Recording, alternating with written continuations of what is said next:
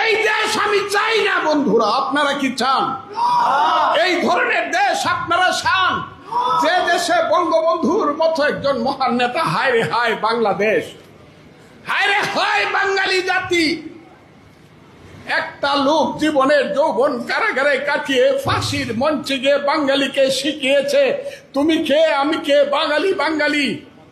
যে লোকটা একটা আঙ্গুল তুলা দিলে পরে 7.5 কোটি মানুষ এক কাতারে এসে দাঁড়াতো, যে লোকটার আঙ্গুলে হেলনে দেশে মুক্তিযুদ্ধ হয়েছে, সেই লোকটার বাড়ি আগুন দিয়ে পুড়ে দিলেন।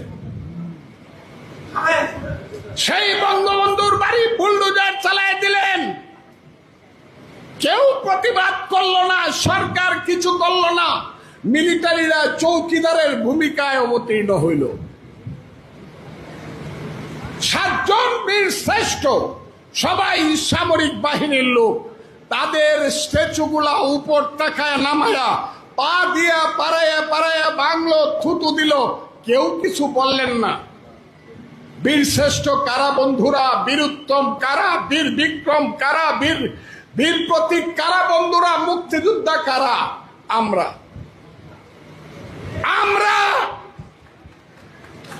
এইখানে যারা বসে আছেন তারা, এইখানে যারা বসে আছেন তারা কি এই দেশে এইভাবে অপমানিত হয়ে মৃত্যুবরণ করতে চান?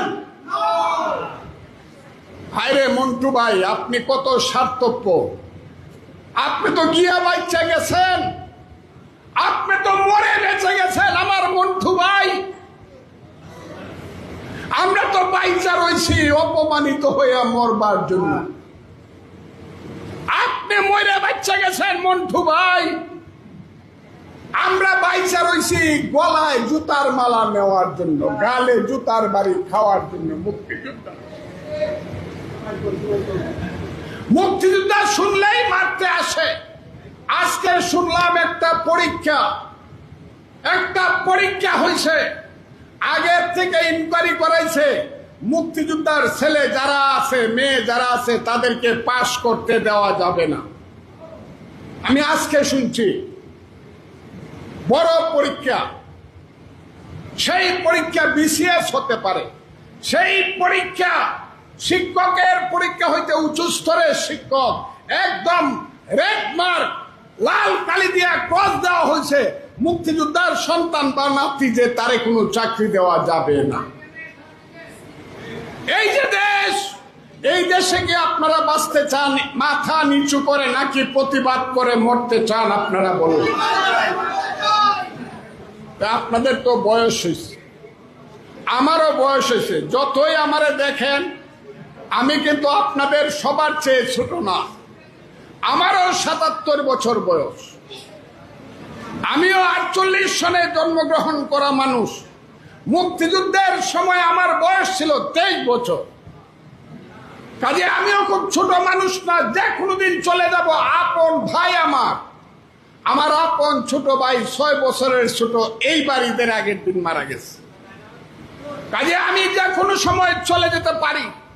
মৃত্যুর আগে শুধু আপনাদেরকে বলে যাই, মুক্তিযোদ্ধারা, আল্লাহর ভয় লাগে আপনাদেরকে আমি হাত জোর করে বলি, দেশটাকে আপনারা বাঁচান। আপনারা যুদ্ধে যাইতে হবে না, কিন্তু আপনার সন্তানকে আপনি বলেন যে বাবা দেশটাকে রক্ষা করো। 1, 2 হইল ঘরে বসে বসে এখন এমন টেকনোলজি আছে, প্রত্যেক মুক্তিযোদ্ধা তার জীবন ইতিহাস বলেন। আপনার দেশের মানুষকে বলেন, রাজাকার আল বদরের হাতে দেশ ছেড়ে দিব না, রাজাকার আল বদরকে দেশের প্রধানমন্ত্রী হতে দিব না, নেতৃত্ব করতে দিব না। হাসিনার বঙ্গবন্ধু এক জিনিস না। আওয়ামী লীগ খারাপ করছে, এই জন্য মুক্তিযুদ্ধ খারাপ। হাসিনা খারাপ করছে, সেই কারণে বঙ্গবন্ধু খারাপ। এই কথা বলে যারা মুক্তিযুদ্ধকে, বঙ্গবন্ধুকে 72-এর সংবিধান, হায় হায়, আলী রিয়াজ নামে একটা মানুষ আইছে, হে আমেরিকায় মাস্টারি করে, হে আমাদের চেয়ে 10 বছরের ছোট, হে আইসা প্রথম কইছে সংবিধানটাকে ফেলাইয়া দেব, 72-এর সংবিধানকে ফেলে দেব। আপনারা কি মনে করেন না এই 72-এর সংবিধানটা 30 লক্ষ মুক্তিযুদ্ধের শহীদের রক্তের করে লেখা সংবিধান, এটা আপনার মনে করেন না? আচ্ছা, আপনারা কারা কারা 72-এর সংবিধান চান এখানে দেখালে তো একটু হাত তুললে আমরা দেখেন তো 72-এর সংবিধান কারা কারা চান।